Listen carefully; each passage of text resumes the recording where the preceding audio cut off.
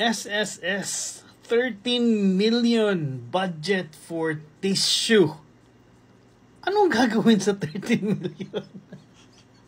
Diyos ko. Anyway, tingnan nyo to.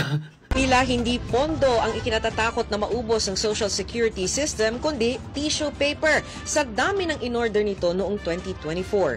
Sa audit report ng COA o Commission on Audit, mahigit 140,000 rolyo ng tissue paper ang in-order ng SSS na nagkakahalaga ng halos 13.2 million pesos. Sobra pa ito sa 2 buwang supply na kailangan ng SSS. Sa sobrang dami ng supply, hindi ito nagkasya sa kanilang bodega.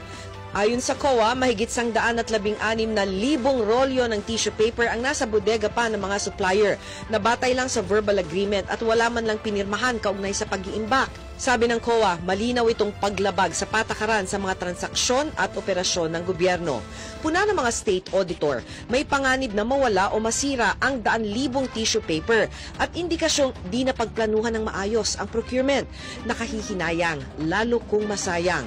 Lalo't sa 6,548 pesos na monthly average pension ng SSS, ang pinambili ng tissue paper ay katumbas ng 1 buwang pensyon ng nasa 2,000 pensioner.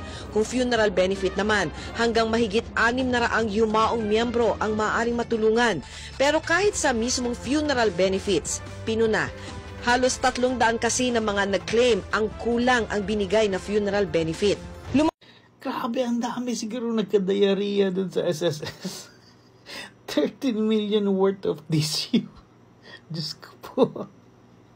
Everyday ba to sa isang taon? Grabe naman to. Tingnan nyo tuloy, apektado tuloy yung mga pang burial assistant, pati yung sa mga pensioner.